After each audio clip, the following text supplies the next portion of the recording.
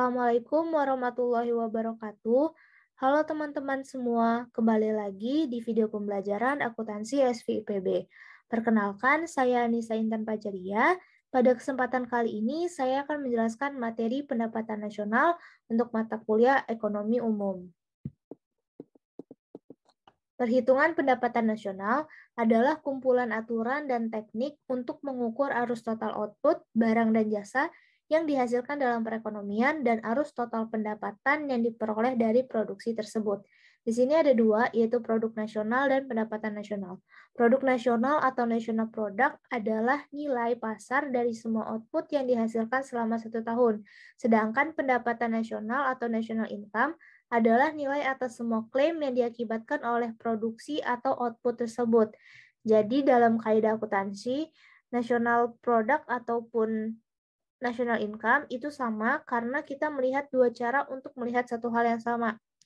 Di sini dapat kita tekankan bahwa produk nasional itu menekankan perhatian pada output, sedangkan pendapatan nasional itu menekankan perhatian pada pendapatan yang diperoleh dari hasil output tersebut. Pendekatan pendapatan nasional dapat kita lihat dengan 3 cara, yaitu pendekatan produksi, di mana menjumlahkan seluruh produk yang ada di perekonomian. Yang kedua, ada pendekatan pengeluaran atau expenditure approach, yaitu penjumlahan dari konsumsi, investasi, government, ekspor, dan impor. Lalu yang terakhir ada pendekatan penerimaan atau income approach, yaitu penjumlahan antara upah dan gaji, sewa, bunga, dan laba. Ketiga pendekatan ini itu akan menghasilkan nilai yang sama nantinya. Pendekatan pengeluaran yang pertama ada perekonomian tertutup dua sektor, di mana di sini dipengaruhi oleh konsumsi dan investasi. Lalu di sini ada 3 sektor, di mana government atau pemerintah itu ikut dalam perekonomian. Dan yang terakhir ada perekonomian terbuka, di sini adanya ekspor dan impor. Ini menunjukkan openness dari sebuah negara atau keterbukaan itu. Jadi ada perdagangan di sini. Nah, dapat kita ketahui bahwa komponen pengeluaran agregat atau AE itu ada konsumsi, ada investasi, ada government atau pemerintah, yang dimana merupakan bagian dari pendapatan nasional yang tidak mencakup transfer payment. Di mana transfer payment itu merupakan pengeluaran pemerintah bukan untuk kegiatan produktif. Misalnya tunjangan janda perang. Dan yang terakhir ada ekspor bersih. Selanjutnya ada 4 komponen pendekatan pendapatan, yaitu wages and salaries, yaitu bayaran atas faktor produksi atau tenaga kerja, yang bisa kita sebut juga gaji dan upah. Lalu ada rent atau sewa, bayaran atas jasa faktor produksi seperti sewa tanah dan faktor produksi lainnya. Selanjutnya ada interest atau suku bunga, yaitu bayaran atas bunga modal pinjaman yang digunakan dalam proses produksi. Dan yang terakhir ada profit, di mana diperoleh dari kegiatan proses produksi, dan profit ini termasuk yang distribute dan undistribute. GNP atau Gross National Product, jika dikurangkan dengan penyusutan modal, maka akan kita dapatkan NNP atau Net National Product. Nah, Net National Product atau NNP ketika kita kurangkan dengan laba yang ditahan, pajak perusahaan, faktor penyesuaian, dan ditambahkan dengan transfer payment, maka akan didapatkan personal income. Nah, personal income jika kita kurangkan dengan pajak perorangan itu akan didapatkan disposable income atau pendapatan rumah tangga yang siap untuk dibelanjakan. Selanjutnya ada GNP, yaitu output total suatu negara yang biasanya diukur dengan produk domestik bruto atau PDB yang mengukur nilai pasar total dari output suatu negara. Nah, umumnya dinyatakan dalam bentuk mata uang negara bersangkutan. GNP itu bisa diukur berdasarkan harga berlaku, yaitu GNP nominal, dan harga konstan, yaitu GNP real. Nah, di sini ada dua, GNP dan GDP. Bedanya apa sih? Bedanya GNP itu semua output atau pendapatan yang dihasilkan WNI baik di dalam negeri maupun di luar negeri. Sedangkan GDP atau Gross Domestic Product itu semua produk yang dihasilkan oleh warga negaranya sendiri maupun warga negara asing yang tinggal di negara tersebut. Tadi ukuran GNP itu bersifat real dan nominal. Di sini GNP real itu bisa kita cari dengan GNP nominal dibagi indeks harga tahunan tertentu dikali 100. Nah, indeks harga tahunan tertentu itu bisa juga disebut dengan GNP deflator, di mana dapat dicari dengan cara JNP nominal dibagi JNP real dikali 100. Nah, indeks harga tahunan tertentu juga bisa kita cari dengan cara harga umum tahun tertentu dibagi harga umum tahun dasar dikali 100. Selanjutnya, kita masuk ke contoh soal. Dalam sebuah perekonomian dimodelkan oleh persamaan berikut. Ada C, ada M, ada I, dan ada X. Jawablah pertanyaan berikut, yaitu carilah tingkat keseimbangan pendapatan. Sebelumnya, kita ketahui bahwa persamaan AD adalah C ditambah I ditambah X dikurang M. Maka kita masukkan C-nya sebesar 350 ditambah 0,6Y, I-nya 480, X-nya 310, dan M-nya 50 ditambah 0,1Y. Sehingga AD-nya didapatkan 350 ditambah 0,6Y ditambah 40 ditambah 310 dikurang 50 dikurang 0,1Y. Sehingga AD-nya 1090 ditambah 0,5Y. Nah, Y itu sama dengan AD. Maka Y-nya adalah 1090 ditambah 0,5Y. 0,5Y kita pindah ruaskan ke kiri sehingga 1 dikurang 0,5, 0,5. Jadi 0,5Y sama dengan 1090. Sehingga Y-nya 1090 dibagi 0,5 yaitu sebesar 2180. Soal selanjutnya, sebuah perekonomian tanpa direct taxation dijelaskan dengan sistem persamaan berikut, yaitu ada C, ada I, ada G, ada MD, dan ada MS. Nah, tentukanlah, carilah persamaan kurva IS. Yang pertama, kita masukkan dulu ke persamaan AD sama dengan C ditambah I ditambah G, di mana C-nya adalah 260 ditambah 0,6Y dikurang 240R. Dan I-nya 314 ditambah 0,2Y dikurang 1200R. Dan G-nya adalah 60.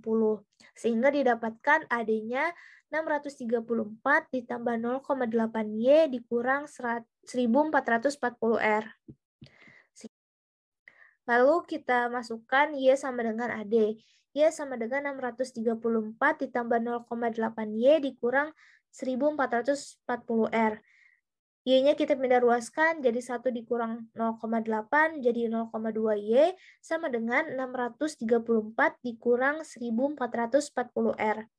Jadi Y-nya kita bagi dengan 0,2 sehingga Y sama dengan 3170 dikurang 7200R. Soal selanjutnya, dalam perekonomian tertutup, di mana persamaan fungsi konsumsi ditentukan oleh persamaan C sama dengan 440 ditambah 0,78Y. Jika tingkat I pada tahun 2018 itu sebesar 66 dan pada tahun 2019 itu meningkat menjadi 88, maka tentukanlah berapa banyak perubahan konsumsi antara tahun 2019 dan 2018. Yang pertama untuk tahun 2018. Nah, kita masukkan ke persamaan AD sama dengan C plus I, di mana C-nya tadi 440 ditambah 0,78Y dan I untuk tahun 2018 adalah 66. Didapatkan AD-nya sama dengan 506 ditambah 0,78Y. Kita masukkan lagi ke Y sama dengan AD. Y sama dengan 506 ditambah 0,78Y. Jadi Y-nya kita pindah ruaskan sehingga 1 dikurang 0,78Y didapatkan 0,22Y sama dengan 506 dan didapatkan Y-nya sebesar 2300. Lalu kita masukkan ke persamaan C. C-nya tadi 440 ditambah 0,78 dikali Y, Y-nya tuh kita dapatkan tadi 2300, sehingga C untuk tahun 2018 itu sebesar 2234.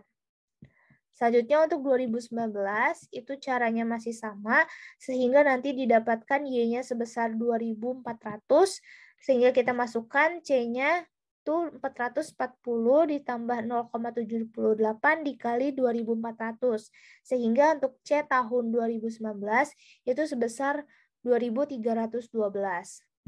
Maka untuk perubahan konsumsi antara tahun 2019 dan 2018 itu sebesar 78 didapatkan dari 2.312 dikurang 2.234. Soal selanjutnya, sebuah perekonomian tanpa direct action dijelaskan dengan sistem persamaan berikut. Ada C, ada I, ada G, ada MD, ada MS. Nah, sekarang tentukanlah persamaan kurva LM. Untuk mencari kurva LM, itu kita menggunakan persamaan MD sama dengan MS. Kita masukkan MD-nya itu sebesar 200 ditambah 0,5Y dikurang 900R dan MS-nya sebesar 1425. Sehingga kita pindah ruaskan yang lainnya ke kanan. Jadi 1425 dikurang 200 ditambah 900R. Didapatkan 0,5Y sama dengan 1225 ditambah 900R. Sehingga Y-nya 1225 ditambah 900R itu kita bagi 0,5 didapatkan Y-nya sebesar 2450 ditambah 1800R. Soal selanjutnya dalam sebuah perekonomian dimodelkan oleh persamaan berikut. Ada C, ada M, ada I, ada X. Nah, jawablah pertanyaan berikut, yaitu pada kondisi perekonomian ini, maka nilai dari withdrawals adalah sebesar, yang pertama kita masukkan ke persamaan Y sama dengan C ditambah I ditambah X dikurang M. Maka nanti didapatkan Y-nya sebesar 2180. Lalu C-nya itu kita masukkan Y yang sudah kita dapatkan, yaitu 350 ditambah 0,6. Y-nya itu sebesar 2180, sehingga C-nya didapatkan sebesar 1658. Selanjutnya M, caranya sama, maka didapatkan M-nya itu sebesar 268. Maka untuk W itu dapat kita cari dengan S ditambah M, di mana S itu pengurangan antara Y dikurang C, maka kita masukkan W sama dengan 2180 dikurang 1658 ditambah 268, maka W-nya sebesar 790. Baik, teman-teman semua, untuk melatih kemampuan kalian, kalian dapat mencoba soal-soal lain yang ada di link description box. Terima kasih sudah menyaksikan. Sampai jumpa di video selanjutnya. Wassalamualaikum warahmatullahi wabarakatuh.